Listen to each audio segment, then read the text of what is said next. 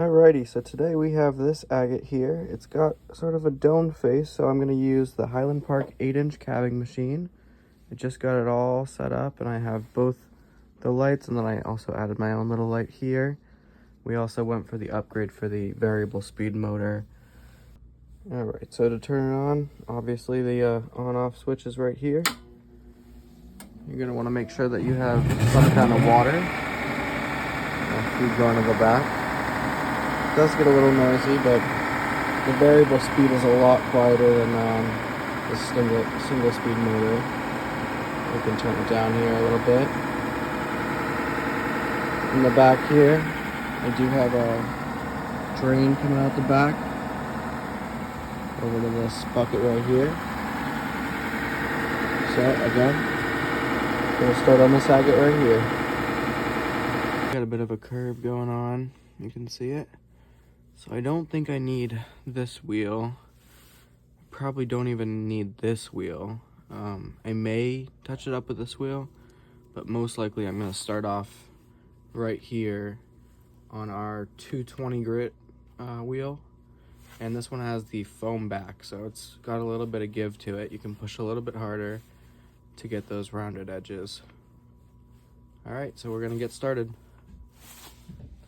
Alrighty, so here we go. First, I'm just gonna get a little bit of water dripping on here. Alrighty.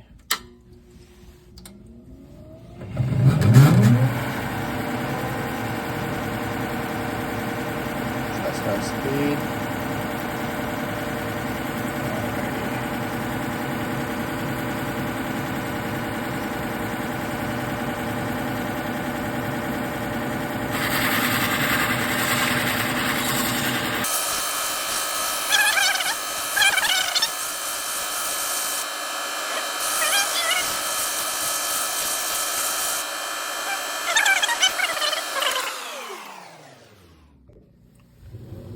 Alrighty, so I just dried it off here. Don't know if you can tell super well. Let me get some more light. So we're looking for all the scratches basically to be even. I'm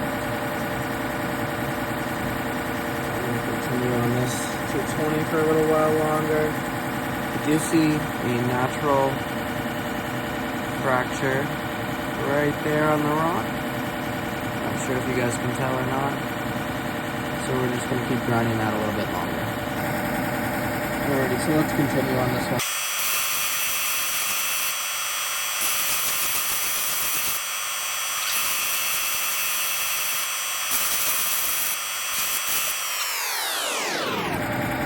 Alrighty, so right here, I think most of my scratches are about the same. So that's good. We're looking for even scratching.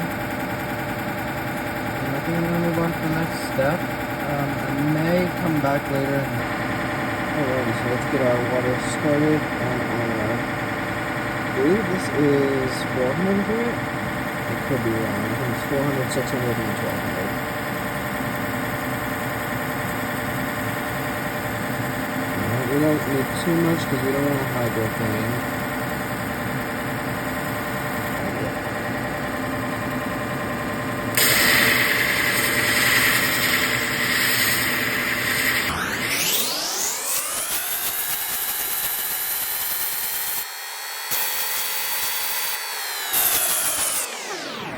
Alright, so my dad's showing me that we can actually get rid of some of this host rock right here. Yeah, it's important sometimes to get rid of the host rock, especially toward the end when you get to final polish. Because then this cuff can just, as you can see, just flake right off and get in the way and interfere with polishing. So some of this, you know, we have to be careful with and not chip or break the agate, which I have done in the past. But, you know, over time and through this process, we can get rid of more of this host rock without grinding into the husk itself. So that's a little bit better, huh? I'd say so, yeah. Yeah, and then we can get this off at the very end. Sometimes I'll take a small little jeweler's screwdriver and a small little ball peen hammer, and I have my optivisor on, and very carefully chip away at that on the edges.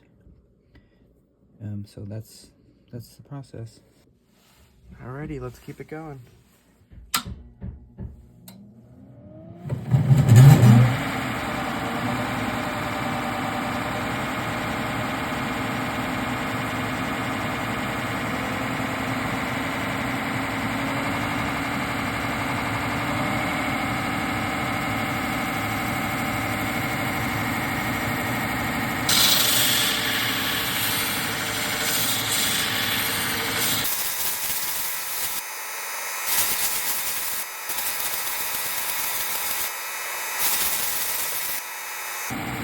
I'm gonna dry it off and see if we can move on to our next step. Alright, so I'm turning on the water here. Make sure we got a little bit going. All my scratches are nice and even from the last step. So let's get it going.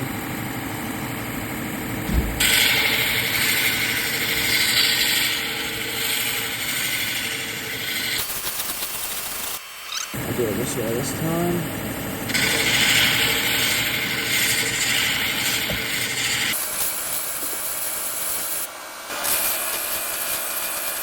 And I'd say all of our scratching looks even from this next step now. You can see we're starting to get a little bit more reflective as we go. Alrighty, and here we are at our last step.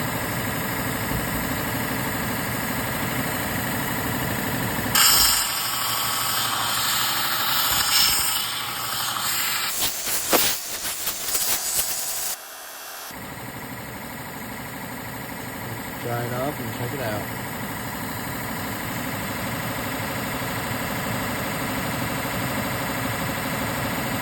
Alright, so I think right here, I'm going to call it done at the last step. You can see our reflection is almost mirror now. Just all even fake scratching.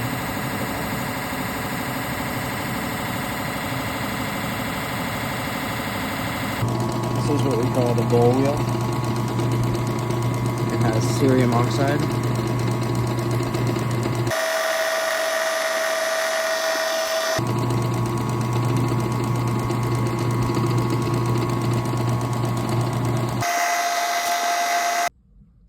Alrighty, I wanted to get a quick video of the final polish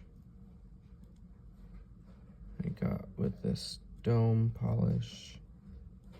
Beautiful banded agate.